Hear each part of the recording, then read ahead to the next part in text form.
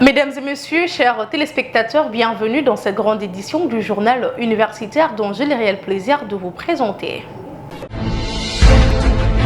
Débutons ce journal par la cérémonie de soutenance publique de la thèse de doctorat par le chef des travaux Jean-Claude Vemba de la faculté des sciences sociales, administratives et politiques. Un travail intitulé « La République démocratique du Congo et les régimes internationaux de lutte contre le blanchiment de capitaux ». Étude sur la typologie de fraude aggravée dans la gestion du spectre des fréquences radioélectriques. Une activité qui s'est tenue en présence de Georges Ndilombi et Christian Chipomba qui ont représenté le journal universitaire.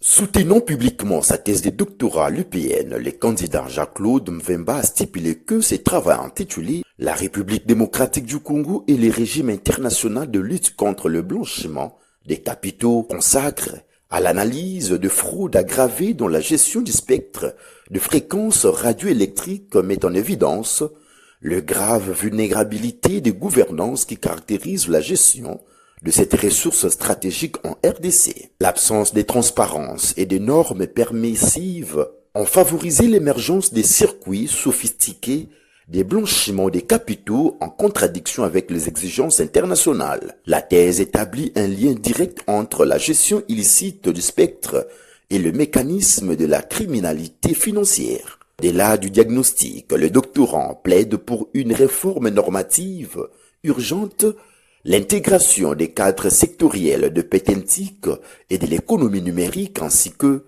le renforcement des compétences nationales face aux défis technologiques, y compris ceux liés à l'intelligence artificielle. Cette recherche souligne enfin que la sécurisation du spectre radioélectrique et des infrastructures critiques constitue un levier essentiel pour la souveraineté numérique, la croissance inclusive et le positionnement géostratégique de la RDC. Au terme de son exposé, l'évaluation du jury ainsi que la délibération en huis clos, le récipiendaire Jean-Claude Vemba a réussi avec mention la plus grande distinction. De ces faits, le secrétaire général à la recherche de l'UPN lui a conféré le grade académique pour la jouissance de son nouveau titre. Un résultat satisfaisant qui a poussé les lauréats du jour à préciser ce qui suit. Le Congo doit devoir sécuriser ses lois et sécuriser sa population. La loi 20/017 portant réglementation en matière de télécommunications, en réalité c'est une loi qui signe l'arrêt des morts du secteur des télécommunications. À cela s'ajoute le code du numérique. Donc il y a des lois qui se télescopent. Alors on doit utiliser quelle loi? Il faudra alors que l'État puisse mettre tous les moyens possibles pour que la représentation nationale puisse produire une loi qui soit réellement congolaise. Et cette loi pour l'intérêt du secteur stratégique et névralgique de la République démocratique du Congo. Je ouï dire, aujourd'hui, les opérateurs en téléphonie mobile cherchent à acheter à partir une licence qu'on appelle une licence unifiée. C'est une façon de vendre les intérêts de la République démocratique du Congo sans pourtant passer par les enchères. C'est la 5G qu'on veut implémenter. Alors pour éviter cela, l'État doit dire non.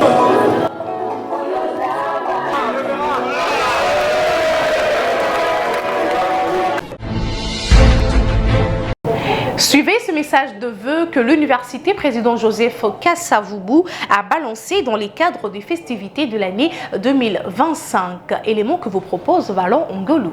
Le peuple qui marchait dans les ténèbres a vu une grande lumière. Puisse l'enfant de Bethléem, lumière du monde, être accueilli comme un signe de la paix et de l'espérance. Que l'Emmanuel guérisse le cœur meurtri par l'indifférence humaine. Joyeux Noël 2025 et heureuse année nouvelle 2026. À chacun de vous, je présente le vœu le meilleur. Professeur Abbé Darius Bamwene Solo, recteur de l'UKV Boma.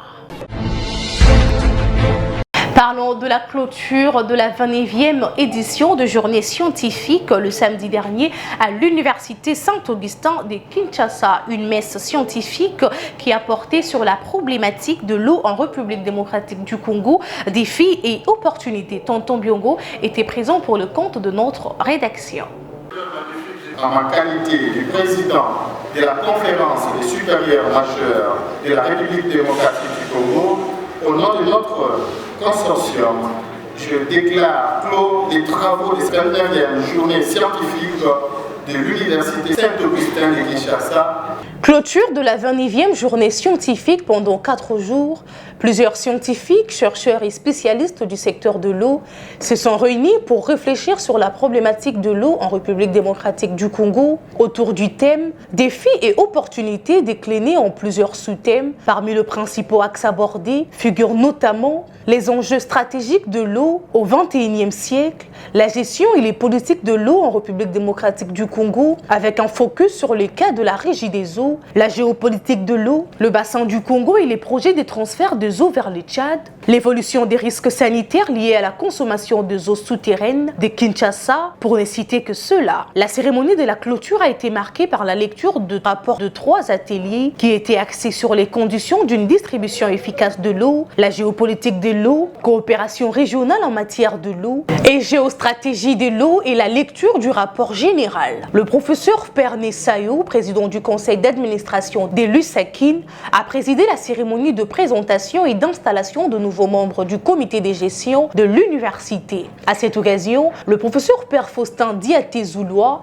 recteur sortant, a officiellement cédé le fauteuil au professeur Père Michel Mamboulao. Le révérend Père Diabanza, président national de la COSUMA, a pour sa part prodigué de conseils et encouragements au nouveau comité de gestion, corps académique ainsi qu'aux étudiants. Très satisfait du bon déroulement, le nouveau recteur a salué la confiance placée en lui et s'est engagé à œuvrer pour les rayonnements de cet établissement universitaire. Donc, je voudrais axer mon action dans le domaine scientifique et académique.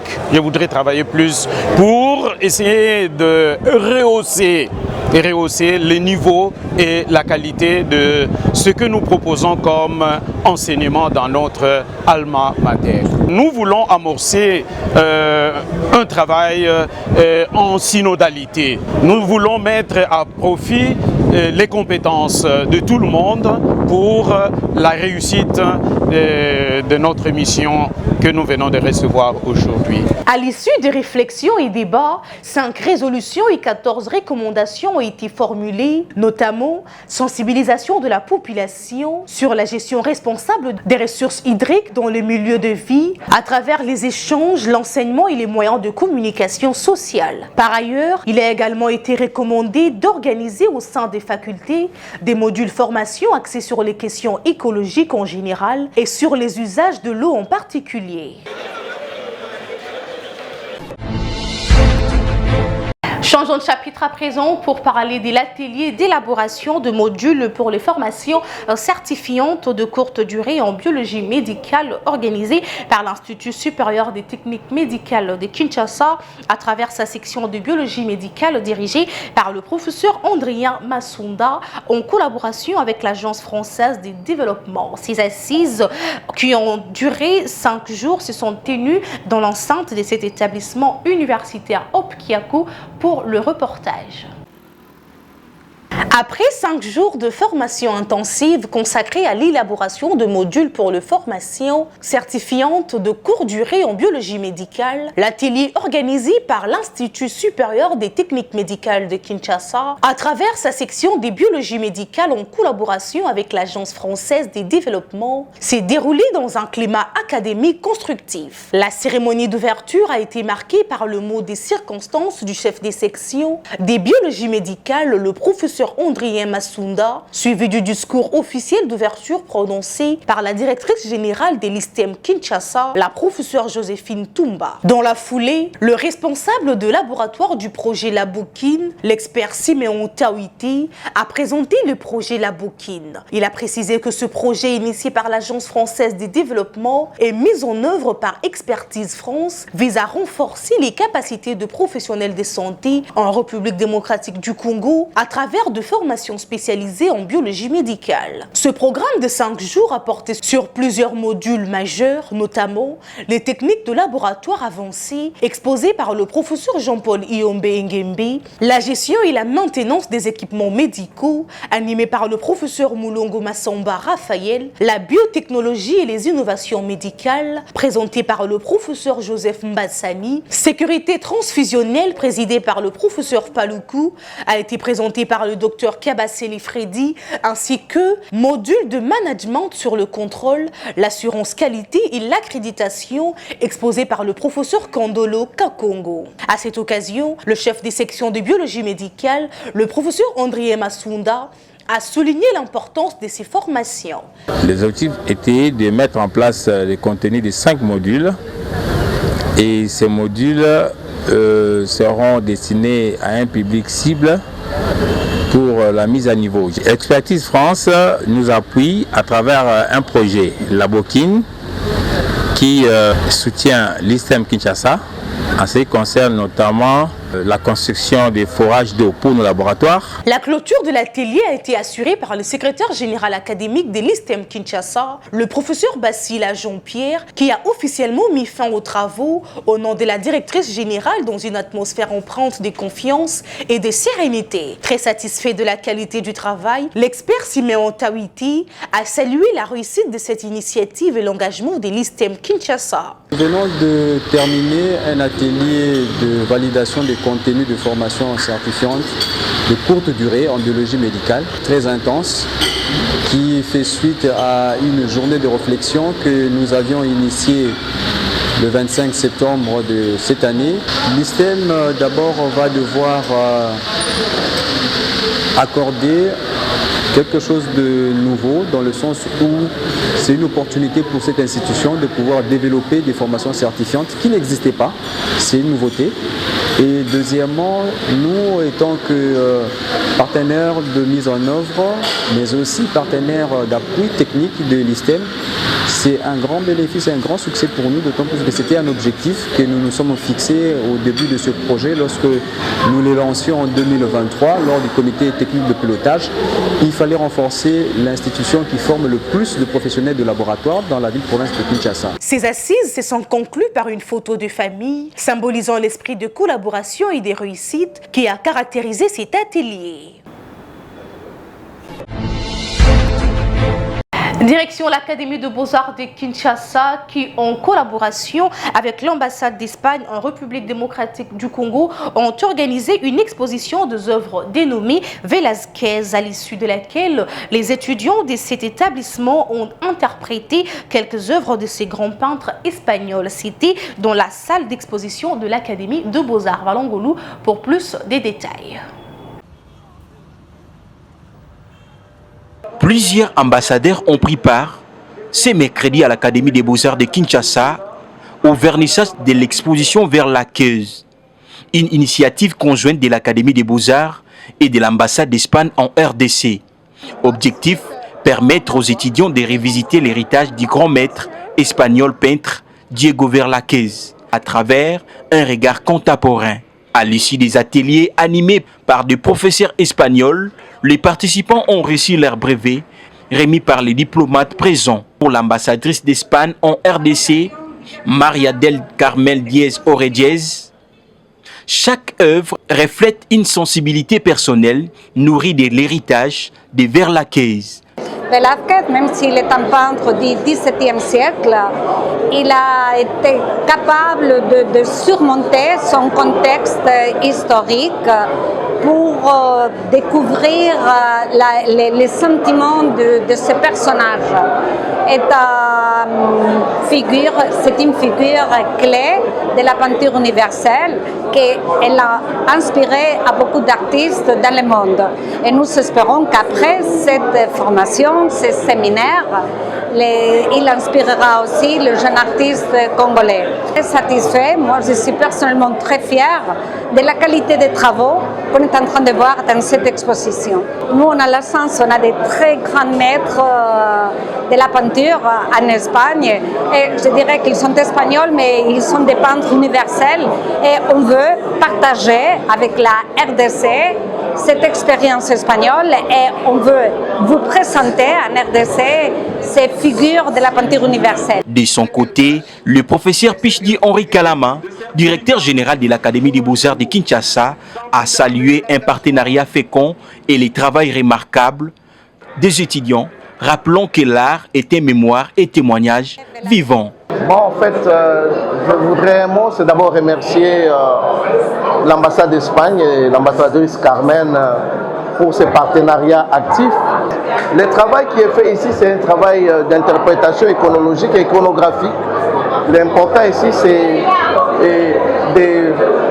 d'ancrer au fait les étudiants dans l'histoire de l'art et comprendre un peu, comme on le dit, les œuvres d'art sont transhistoriques et transculturelles, donc traversent l'histoire et les cultures, les réalités qui étaient peintes par l'artiste Velázquez, ce sont les mêmes réalités que nous vivons aujourd'hui. Comment partir des œuvres de Velázquez et dire nos réalités d'aujourd'hui? Comment contextualiser l'œuvre de Velázquez dans notre société contemporaine? Donc voilà, sentiment de fierté de voir que nos amis permettent à ce que les étudiants puissent entrer de plein pied dans la pratique, parce qu'ici, ils ne travaillent pas pour avoir des points, ils travaillent pour être vus et ils travaillent pour être récompensés, comme vous le savez qu'il y a eu 5 prix et un prix spécial à l'Académie des Beaux-Arts. 4 œuvres ont été primées par l'ambassade d'Espagne, auquel s'ajoute un prix du jury décerné par l'Académie des Beaux-Arts de Kinshasa.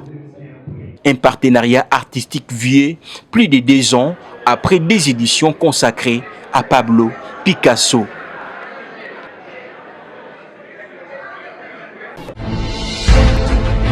Le café juridique qui regroupe les étudiants de la faculté de droit de l'université de Kinshasa a organisé sous le haut patronage du professeur Grace Mouawa la 4e édition du concours de sous-traitance contradictoire en mémoire du chancelier à titre posthume Augustin Bakombe. L'activité s'est déroulée dans la salle du conseil de la faculté des droits. Silver Salabiakou pour les reportages. La 4e édition du concours de plaidoirie contradictoire en droit pénal s'est ouverte le jeudi 18 décembre 2025 à la faculté de droit de l'université de Kinshasa. Organisé par les cafés juridiques, l'événement parrainé par le professeur Grace Mouawa est dédié à la mémoire d'Augustin Bakombe, chancelier à titre posthume de cette structure. La cérémonie s'est déroulée en présence du procureur général près la Cour de compte. Après le mot d'ouverture du chancelier du café juridique, Daniel Kadima, place aux plaidoiries simulées entre les compétiteurs. Satisfait du bon déroulement du concours, Daniel Kadima est revenu sur l'importance de cette activité académique. Cette structure, le café juridique, a pour but de promouvoir l'excellence et l'humiliation scientifique. C'est une structure qui existe depuis 1978, œuvrant à la faculté de droit de l'université de Kinshasa. Cette structure rassemble des étudiants de toutes promotions confondues afin de les stimuler à maîtriser et à approfondir les connaissances en droit. Ces concours est un concours maison, c'est-à-dire un concours qui a caractère de coutume dans notre structure. Je rappelle d'ailleurs à ceux qui ne le connaissent pas, j'ai été participant et 2e de ces concours pour le cadre de sa 2e édition. Et donc ces concours a pour but de faire grandir scientifiquement les étudiants de la faculté de droit à se préparer déjà à la vie professionnelle, à la vie du prétoire pour ceux qui seront avocats et dans les cours et tribunaux pour ceux qui seront juges pour certains et d'autres magistrats. Le joute oratoire se sont déroulés en 2 phases. La première a opposé la thèse de la légalité de la peine de mort à son antithèse, soutenant son inconstitutionnalité. À l'issue des débats et des délibérations du jury, le candidat précieux s'est imposé et s'est qualifié pour le 8e de finale.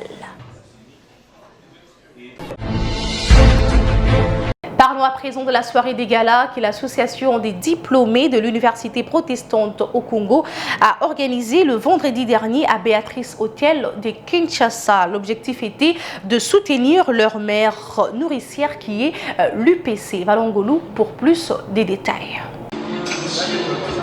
J'aime l'UPC et je vais la rendre meilleure.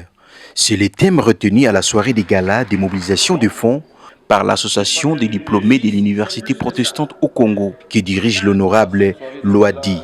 Ce vendredi 19 décembre 2025 à Béatrice Hôtel.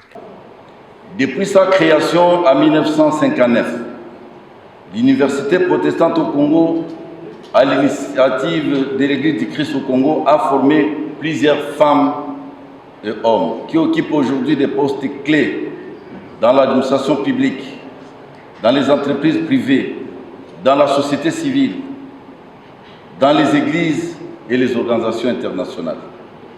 Nous sommes les fruits de cette institution.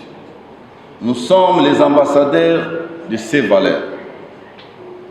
Et dans l'unité, nous puissions poser des actions à faveur de notre université, pour le bien des générations futures.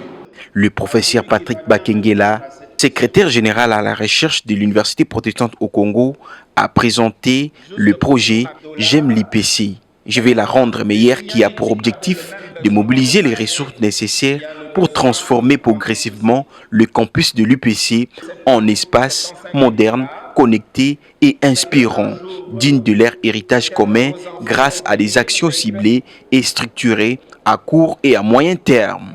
Par ailleurs, le recteur de l'UPC a félicité cette initiative de l'ère Almini et promet de leur donner un bureau au sein même de l'ère Alma Mater. Bien, je suis très heureux. Vous savez qu'à travers le monde, les alumni ou bien les anciens des universités constituent un atout majeur, une force pour le développement de chaque université. Et ce soir, les anciens de l'UPC, toutes les promotions confondues, se sont réunis pour relancer le mouvement de tous les anciens de l'UPC, contribuer pour faire en sorte que l'UPC puisse devenir encore meilleur. Et je suis très content qu'ils ont pris les choses à main. On va trouver un bureau pour eux et comme ça, on va les encourager pour l'avenir. Un motif de joie pour quelques anciens de l'IPC de placer un mot pour mobiliser leurs camarades, partenaires et ceux ou celles qui aiment l'IPC, afin de se mobiliser comme un seul homme pour atteindre les objectifs de ces projets. Mais nous avons un grand projet, celui de construire un bâtiment pour l'UPC, où il y aura d'abord un amphithéâtre, il y aura également des salles de classe et également des bureaux pour les enseignants. Parce que vous savez qu'actuellement, il y a un problème très sérieux d'abord en ce qui concerne les bureaux des professeurs. Et nous serons obligés, n'est-ce pas, de pouvoir construire un bâtiment qui regorge en fait toutes ces installations-là. D'abord, nous appelons toutes les autres associations, parce que vous savez, dans chaque promotion, il y a des associations de l'ACD de l'IPC, chaque promotion et chaque faculté.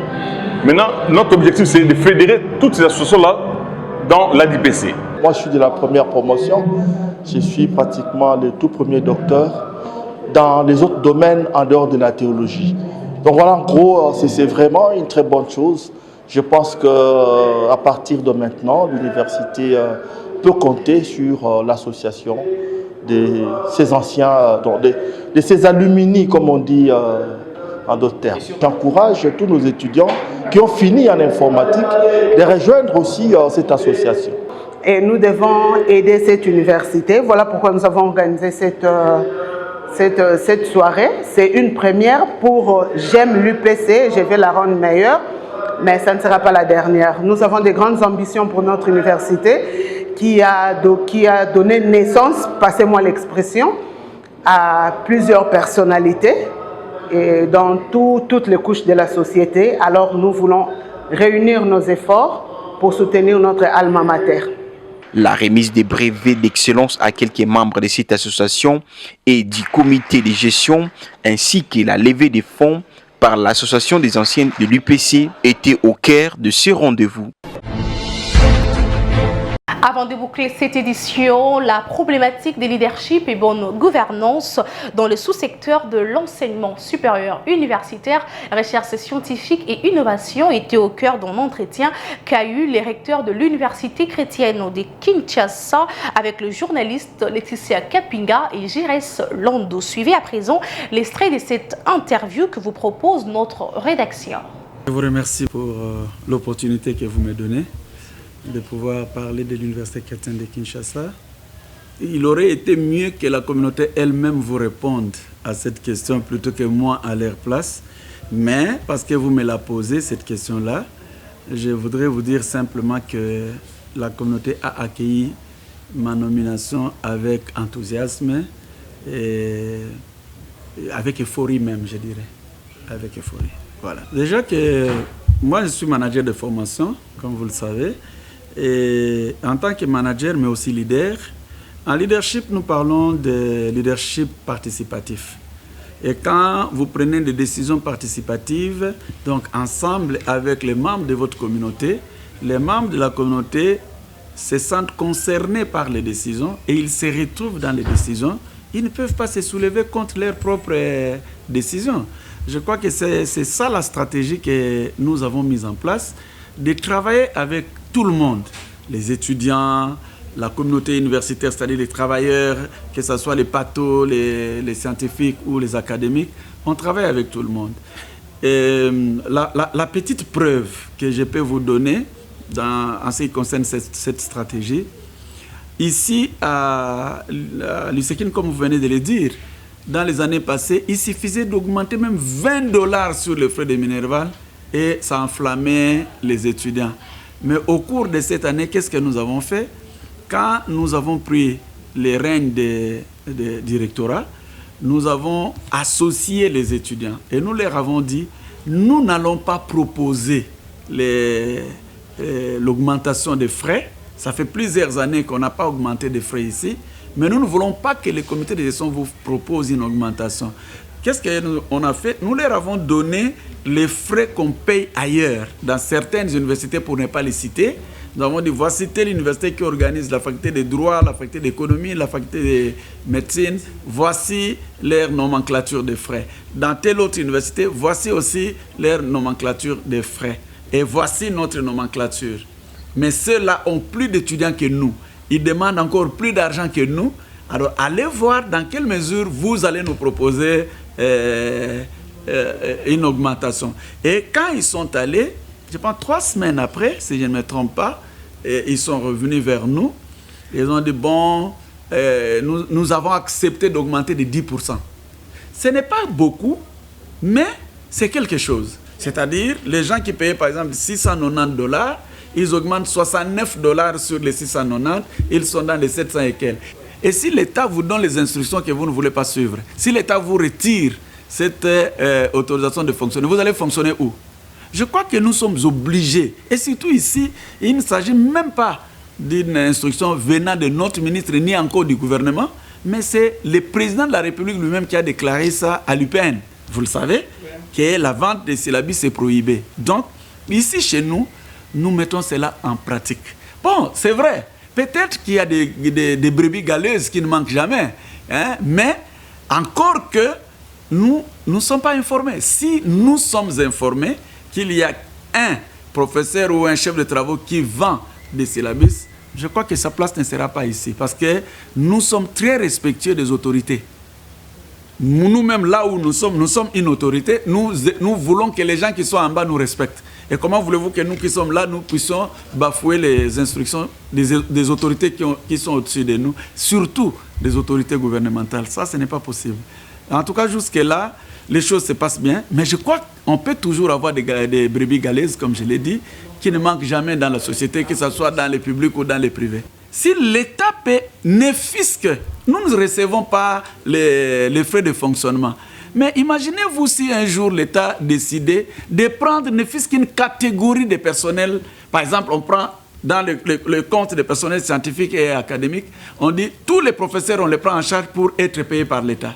Et que parmi les scientifiques, tous les chefs de travaux seront payés par l'État. Dans les institutions confessionnelles, je vous dis que ça va beaucoup nous soulager. Mais le peu que nous avons, nous devons en même temps faire fonctionner nos institutions et en même temps, nous devons aussi payer les salaires de nos agents, ce qui fait que des fois, on est asphyxié.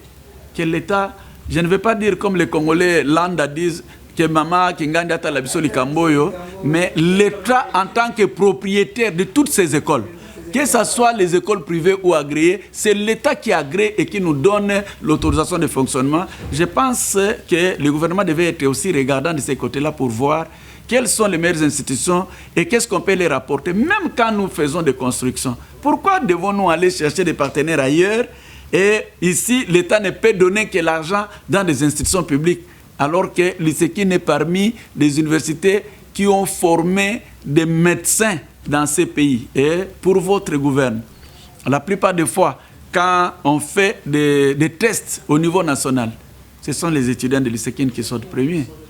Hein? Même quand on a fait les tests chez les militaires, pendant 2 ans, c'est toujours les étudiants de l'ISEKIN qui étaient premiers. Ça veut dire que nous donnons le meilleur de nous, mais nous ne recevons pas en contrepartie ce que l'État devrait aussi nous donner. Ça, c'est notre demande et notre demande de la fin. Merci beaucoup, maman, pour l'occasion que vous nous avez donnée.